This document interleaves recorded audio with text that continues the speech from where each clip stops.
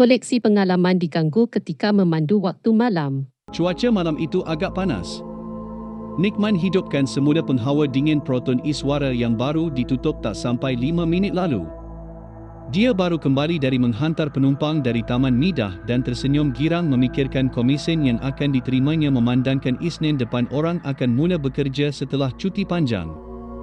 5 minit bertukar 15 dan 20. Nickman mematikan enjinnya. Dia keluar dan bersandar di HUD lalu mengeluarkan rokok. Sambil menghembuskan asap, dia melihat sekelilingnya. Seperti yang dijangka, orang ramai berpusu-pusu keluar dari pintu ketibaan dan tergesa-gesa mencari teksi, cuma bukan teksinya. Setelah hampir 1 jam menunggu, dari jauh kelihatan seorang wanita menuju ke arahnya sambil menarik bagasi. Tanpa menunggu ditanya, Nickman sudah siap membuka bonet sambil tersenyum kepada bakal penumpangnya. Dari penampilan wanita tersebut, Nickman membuat andaian yang penumpangnya ialah seorang pramugari. 2 tahun di LCCT, dia sudah cam setiap uniform kru kabin syarikat penerbangan yang turun di sana. Tetapi uniform yang dipakai wanita itu tidak pernah dilihat sebelum ini. Mungkin juga bukan pramugari tapi apa-apalah, bukan urusannya lagi pun. Raut wajah penumpangnya tipikal wanita keturunan Cina dan memiliki rambut separas bahu. "Where to, miss?" tanya Nickman. "Cyberjaya." "Where and Cyberjaya, miss?" "Cyberjaya." Hanya itu jawapannya. Biasanya Nickman tidak punya isu dengan penumpang yang ada masalah komunikasi, tetapi kali ini dia rasa tak sedap hati. Apa-apa pun, pelanggan adalah rezeki. Nickman memandu ke Cyberjaya, tahulah dia bagaimana menghantar wanita itu ke destinasinya nanti. Sepanjang perjalanan ke Cyberjaya, Nickman rasa seperti membawa patung kerana wanita di belakang hanya kaku memandang ke depan sehingga Nickman terpaksa bertanya, "Miss, you know where to drop you?" "Yes." "Where, miss?" "Yes." Makin tak sedap rasa hatinya. Nickman nekat kalau penumpang masih tidak menyatakan destinasinya, dia akan menurunkan di MMU sahaja. Nickman menghidupkan lampu isyarat untuk memasuki simpang Cyberjaya dan penumpangnya bersuara, "Please go straight." Lega hati Nickman mengetahui penumpangnya boleh berkomunikasi lebih dari Cyberjaya dan yes. Wanita itu terus memberi tunjuk arah. Jika tadi dia melewati rumah-rumah moden, kini dia baru meninggalkan kawasan kampung dan memasuki sebatang jalan yang diapit hutan. Nickman cuba tak berfikir yang bukan-bukan. Namun susah mahu diendahkan betapa seramnya jalan yang sedang dilalui sekarang. Lampu Proton E-Suara membelah kegelapan malam dan menyuluh bukit tinggi di hadapan. Sewaktu teksi berada di puncak, Nickman dapat melihat 2 deret rumah teres di kaki bukit. Nickman bertanya di dalam hati siapa pula yang sanggup tinggal di tengah-tengah hutan ini. "My house is the last." Nickman angguk kecil dan menyusuri jalan menuju ke deretan rumah tersebut. Dia tidak perlu meninggikan lampu kerana Nickman melihat jelas di bawah cahaya bulan yang rumah-rumah di situ sudah lama tidak berpenghuni. Lalang membanjiri laman-laman rumah dan pagar-pagar diselaputi pokok-pokok tumpang. Beberapa rumah masih menunggu waktu yang takkan tiba untuk disiapkan. Penumpangnya mengarahkan supaya berhenti depan rumah paling hujung. Nickman keluar sebaik penumpangnya membuka pintu dan segera ke bonet untuk mengeluarkan bagasi. "Wait here, I get money," kata wanita itu sambil menolak pagar lalu menarik bagasi menuju ke belakang rumah. Nickman menunggu sambil melihat rumah dengan laman terjaga kemas dan tingkap-tingkap berlangsir. Setelah hampir 3 minit menunggu, Nickman mengeluh. Ikutkan hati mahu sahaja dia berambus dari situ, tetapi dia memerlukan wang tambang wanita tersebut. Nickman mengambil keputusan untuk mengetuk pintu rumah. Sebaik di pagar, Nickman terkejut apabila mendapati pagar tersebut dikunci dengan mangga berkarat. Dia pasti siapapun yang menumpang teksinya tadi bukan manusia. Dengan segera Nickman ke teksi dan menghidupkan enjin. Oleh kerana mahu cepat, dia tiada masa untuk membuat putaran dan mahu berundur sahaja hingga ke jalan utama. Sewaktu berundur, Nickman ternampak sekujur tubuh berbalut kain putih dengan kepala diselubungi rambut panjang di laman rumah penumpangnya. Nickman panik dan melajukan unduran sambil melaungkan azan. Teksi sampai ke sudut jalan di mana dia harus masuk GR1 dan memandu terus ke jalan utama. Sewaktu memutar kereta, lembaga tersebut melayang masuk ke hutan. CD bacaan ayat-ayat Al-Quran yang memang tersimpan dalam teksi segera dimasukkan ke dalam stereo. Bacaan Al-Quran berkumandang sambil Nickman memecut keluar dari kawasan perumahan. Dia menghampiri puncak bukit dan dari jauh ternampak lembaga berjubah putih dengan rambut panjang mengurai berdiri di tepi jalan. Dikala dalam ketakutan sempat juga dia berseluruh sendirian. "Aku tak nak duit tambang kau, simpan ajalah. Jangan kacau aku." Proton Iswara meluncur laju. Nickman tak berani mahu melihat mana-mana cermin melainkan cermin depan. Dia memperlahankan kelajuan apabila memasuki kawasan kampung dan terus singgah di stesen minyak pertama dilihatnya. Setelah menenangkan diri, Nickman pulang ke LCCT. Diceritakan pengalaman sebentar tadi ke teman-temannya di hentian teksi. Mereka mengatakan mungkin ada sesuatu dalam teksi yang buat benda-benda halus ini tertarik. Ramai-ramai memeriksa teksi Nickman dan tak lama kemudian mereka menemui botol kecil sepanjang 1 jengkal berisi cairan hitam. Muncung botol tersebut diikat kain kuning. Kata-kata salah seorang temannya membuatkan Nickman terkejut. "Ini minyak dagu ni, men." Seorang dari temannya mahu membeli botol tersebut dan Nickman bagi percuma sahaja. Besoknya Nickman cuti 1 hari untuk cuci teksi. Semenjak dari kejadian malam itu, Nickman lebih berhati-hati menerima penumpang. Jam menunjukkan 12:30 tengah malam. Aku keseorangan ditemani lagu-lagu Jiwang Karat menempuh perjalanan untuk pulang ke kampung halaman yang terletak di bahagian selatan tanah air. Disebabkan waktu kerja aku tamat agak lewat hari ini, perancangan aku untuk memulakan perjalanan aku ke kampung selepas waktu maghrib terbantut. Kita hanya merancang, Allah yang menentukan dan tidak kusangka pada hari itu jugalah aku ditentukan untuk berhadapan dengan perkara-perkara gaib. Perjalananku lancar sahaja di atas lebuh raya yang menghubungkan KL ke selatan sehingga aku perlu keluar dari lebuh raya itu dan meneruskan perjalananku melalui jalan kampung. Di dalam perjalananku ini aku terpaksa melalui satu kawasan bukit yang bersimpang siur. Telah banyak ku dengar cerita-cerita mistik dari orang ramai termasuk saudara maraku dan juga tidak ketinggalan dari Pak Cik Google serta blog mengenai kawasan yang aku bakal lalui ini. Tetapi aku tidak pernah ambil peduli pun sebab kebanyakan perjalanan aku selalunya sebelum tengah malam. Beberapa kali sahaja aku balik kampung pada tengah malam itu pun ketika waktu perayaan. Kereta ketika itu banyak di atas jalan jadi tidaklah sesunyi pada hari ini. Setelah lebih kurang 15 minit memandu keluar dari lebuh raya, tibalah aku di kawasan yang disebut-sebut orang ramai. Sedang aku leka bernyanyi keseorangan melayan lagu di radio, aku dihentikan dengan bauan yang entah dari mana datangnya. Hendak kata dari perfum keretaku, memang jauh beza baunya. Bauan yang wangi dan lembut menusuk rongga hidungku. Setelah ku memandu lebih kurang 1 kilometer ke hadapan, takkan ke belakang pula. Bauan tersebut bertukar menjadi bau busuk seperti bau bangkai. Dan ketika itu jugalah terus bulu tengkuk aku meremang dan badanku menangis mengeluarkan peluh jantanku. Kiri kanan kepadaku menoleh melihat cermin sisi dan cermin belakang kereta, manalah tahu ada yang menumpang. Ku masukkan CD ke dalam radio, maka bertukarlah dari lagu Jiwang Cintan ke bacaan ayat-ayat Al-Quran. Ketika aku sedang fokus memandu untuk keluar dari kawasan itu, datanglah sebuah lori dari arah depan dengan lampu tinggi yang dipansangnya. Disebabkan silau aku pun mengalihkan pandangan aku menghadap cermin pandang belakang. Alangkah terkejutnya aku sambil menjerit nama penciptaku Allah, aku terlihat seorang perempuan berada di seat belakang keretaku. Ianya jelas kelihatan disebabkan pancaran sinaran lampu dari lori yang menghampiri kenderaanku dari hadapan. Rambutnya yang tidak terurus, mukanya yang penuh dengan luka dan darah seperti kulit disiat-siat serta bergaya seperti mendukung anak yang baru lahir. Sah aku katakan Cik pun telah menjadikan aku sebagai teksi untuk ia tumpang. Selesai sahaja lori di hadapan melintasi aku, apa lagi perlu ku tunggu? Ku tekan minyak sekuat hati ingin memecut meninggalkan kawasan tersebut. Tetapi apakan daya, sekuat mana pun aku menekan minyak, ku lihat meter keretaku hanyalah 60.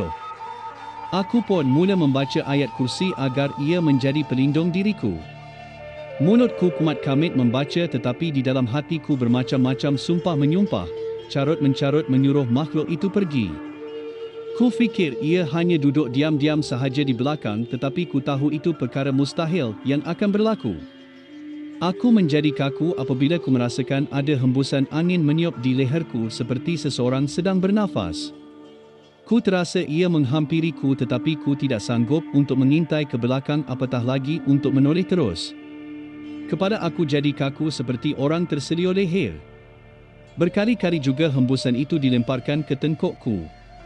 Perjalanan melalui kawasan itu yang selalunya hanya memakan masa lebih kurang 20 minit terasa lama bagiku pada hari itu. Aku terasa jalan di kawasan itu terasa amat jauh. Mungkinkah emosi aku yang diganggu itu membuatkan aku berfikir perjalanan aku di kawasan itu terlalu lama? Tiba-tiba sepasang tangan menerpa dan menutup mataku. Gelap seketika pandanganku dan aku terpaksa brek mengejut untuk memberhentikan kenderaan. Sebaik sahaja berhenti, mataku kembali cerah semula, tetapi perkara yang tidak enak pula yang terjadi. Keretaku mati sepenuhnya seperti telah rosak akibat brek mengejut tadi. Aku mula memaki hamun, mana taknya dengan keadaan yang aku alami sekarang. Cik pun duk bertengik kat belakang tak reti nak turun. Kawasan luar gelap gelita. Tiada kenderaan yang lalu lalang. Aku sudah terasa sedikit tertekan. Sedang aku menunggu sebuah kereta untuk melalui jalan itu untuk meminta bantuan, aku mempunyai keinginan untuk mengitai belakang keretaku melalui cermin pandang belakang. Fuyuh, aku menarik nafas lega seketika. Kulihat Cik pun sudah tiada di belakang keretaku. Mungkin dia sudah tercampak keluar sekali ketika aku brek mengejut tadi. Disebabkan kereta aku berhenti sepenuhnya, CD surah Al-Quran di radio tidak lagi kedengaran. Aku teruskan dengan bacaan ayat kursiku sehingga tibanya pertolongan dari hamba Allah yang boleh membantuku. Selepas lebih kurang 15 minit, muncullah satu pancaran cahaya dari belakang keretaku. Ku toleh ke belakang dan ku dapati ada sebuah kereta yang menghampiriku. Aku bergegas keluar untuk menahan kereta tersebut dan minta bantuan. Alhamdulillah, berhenti juga kereta tersebut. Ku lihat seorang pakcik tua yang memandu kereta itu bersorangan. Aku menjelaskan keadaan aku dan pakcik tersebut telah memberi bantuan untuk menghantarku terus ke kampungku. Katanya malam-malam begini susah untuk baiki kereta yang telah rosak. Tambahan lagi kawasan situ gelap, jadi macam mana hendak baiki dalam keadaan begitu. Lalu aku pun mengambil barangku dan mengunci keretaku dan dibiarkan tersadai di tepi jalan. Mungkin esok aku bersama orang tuaku ke sini semula untuk mengambil keretaku dan hantar ke bengkel. Di dalam perjalanan aku berborak santai bersama pakcik itu tanpa memikirkan akan terjadinya kejadian pelik. Tetapi aku silap. Tiba pada satu soalan yang aku tujukan pada pakcik itu. Pakcik tak takut ke memandu seorang tengah-tengah malam ni? Dah le tempat ni keras sikit. Dengan tenangnya pakcik tu jawab, nak takut pada apa? Hantu, jembalang, jin, syaitan. Pakcik tak takut pada mereka sebab pakcik pun hantu, sambil mencabut kepalanya dan gelak sekuat-kuatnya. Aku terkejut yang teramat sehinggakan aku hilang kesedaran aku. Apa lagi jatuh pengsan le. Aku mula sedar dan mendapati diriku berada di hospital. Orang tuaku berada di sisiku dikelilingi sanak saudaraku. Aku diberitahu aku telah terlibat di dalam kemalangan di mana keretaku telan terjatuh ke dalam gaung di kawasan tersebut dan aku telah tidak sedarkan diri selama 3 hari. Walaupun aku belum sedar sepenuhnya, otak aku telah pun mula berfikir. Bagaimana aku telah jatuh ke dalam gaung? Mungkinkah ketika mata aku ditutup? Tapi bagaimana pula dengan pakcik yang menumpangkan aku? Adakah dia yang menghumbanku ke dalam gaung? Segalanya menjadi misteri sehingga hari ini. Selepas kejadian itu aku menjadi lebih berhati-hati dalam meminta bantuan daripada orang. Aku jadi trauma disebabkan kejadian itu. Jadi anda pun berhati-hati juga sebab makhluk ini muncul tidak semestinya buruk, seperti manusia juga ada. Jadi toleh le kanan kiri, adakah orang sekeliling kamu itu manusia atau mereka mungkin hantu?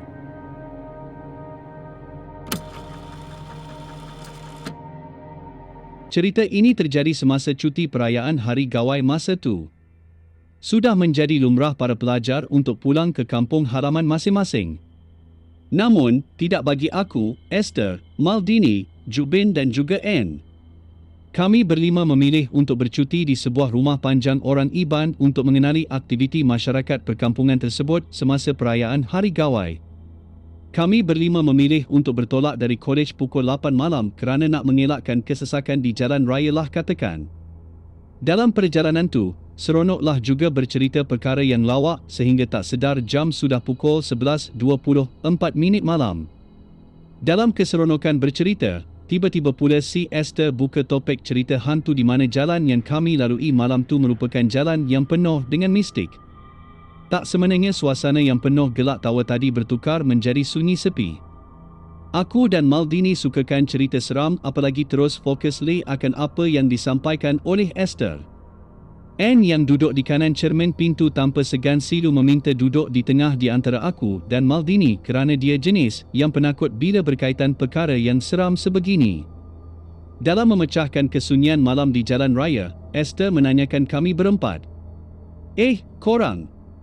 Korang tahu tak jalan yang kita lalui sekarang ni banyak orang yang aksiden? Ada yang jatuh ke gawang, ada kereta yang dipandu mereka dirempur oleh lori. Bukan itu saja, di jalan ini juga sering kali melihat kelibat sesuatu. Sesuatu tu aku tak yah boleh sebut sebab korang tahu kan? Kan? Tanya Esther. Jubin yang sedang rancak menghisap rokoknya langsung sahaja berhenti dan terus menutup cermin keretanya. Uish, tak guna kau ni Es. Malam begini kau pula bercerita hantu. Tukar topik lain boleh tak? Kita sekarang ni berjalan di waktu malam bukannya pagi. Ujar Jubin kepada Esther. Alah bukannya ada apa-apa pun kan? Pengecut korang ni. Korang tahu tak, makin korang takut, makin benda tu nak kacau tahu tak? Jawab Esther kepada Jubin. Korang berceritalah. Aku tak nak masuk campur. Sampuk Anne lalu memasang earphone ke telinganya sambil memasang lagu di telefonnya. Jauh di sudut hati Anne, dia memang tak sabar untuk sampai ke destinasi yang ditujui kerana nampak mukanya takut betul masa tu. Ngamle pula masa tu hujan renyai-renyai ditambah dengan kilat sekali-sekala menerangkan kawasan jalan raya. Dalam perjalanan kami menuju ke rumah panjang tersebut, kita guna jalan ladang sawit sebab jalan tu memang jalan pintas ke kawasan rumah panjang tersebut. Kerana hari hujan, segala bau air dari ladang sawit mula menusuk ke dalam hidung kami walaupun cermin sudah ditutup. Ada pula kawanku seorang ni si Maldini agak celupar sedikit orangnya. Baunya. Bau apa ni? Tanya Maldini dengan nada agak kesombongan sedikit. Maldini, teriak Jubin dan Esther. Aku yang dengar Maldini kata macam tu langsung sahaja menutup mulutnya sambil tangan sebelahku mencubit telinga kirinya. Mal, kau boleh tak jaga sikit mulut tu? Kang benda tu ikut nanti baru kau tahu. Marahku dengan nada yang agak tinggi. Anne yang terkejut dengan tindakanku tadi langsung menarik earphone miliknya sambil bertanya. Sudahlah korang. Tak yah cerita pasal hantu lagi. Tukar topik lain boleh tak? Teriak Anne. Semuanya diam 1000 bahasa dan buat kerja masing-masing. Lebih kurang 5 minit kitorang diam. Si Anne pasang lagu di handphonenya ke player yang sudah disambungkan menggunakan pelayar Bluetooth. Habis 2 buah lagu dimainkan tak semena-mena satu lagu seram seperti di filem Indonesia, Kuntilanak, mula berkumandang di speaker. Kita semua memandang sesama sendiri dan menyuruh Anne tukar lagu tersebut. Start dari itu bermulalah gangguan pertama kitorang.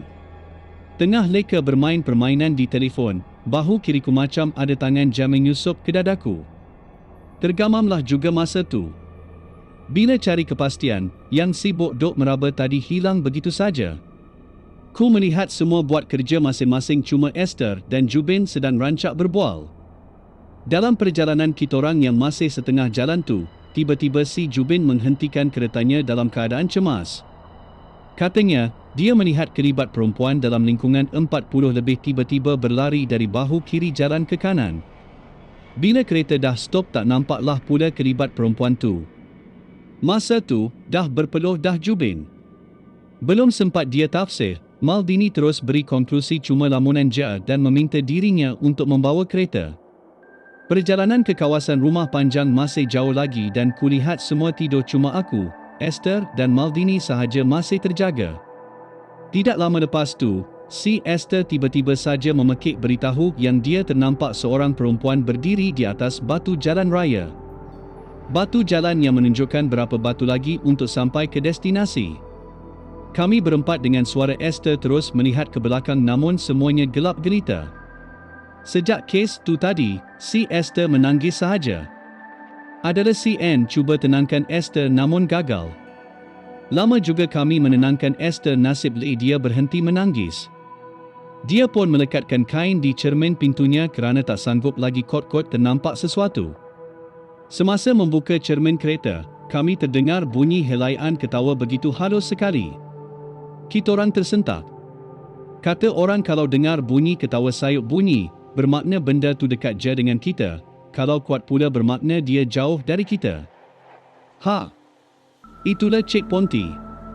Kitorang apa lagi, semua kaku. Masa tu, kenderaan mula terasa berat padahal bukannya naik bukit pun. Okey, masa tu bermulalah gangguan Cik Ponti ni. Kitorang dah takut betul masa tu.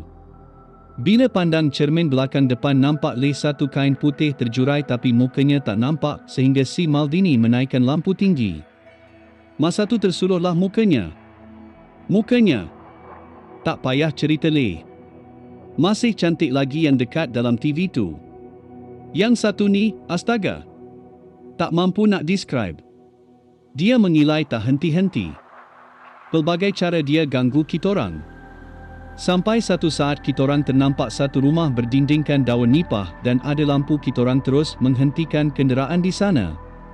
Punyalah berlari lintang pukang ke rumah tu. Masa tu memang masuk redah je tanpa minta salam.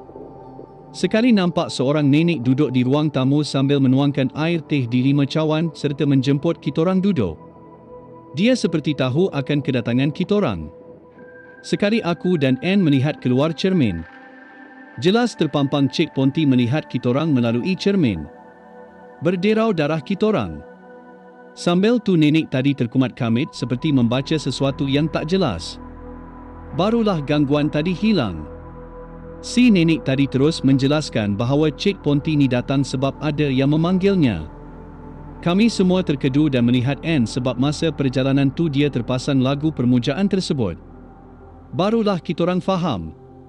Dengan masa tu juga Anne terus delete lagu tersebut.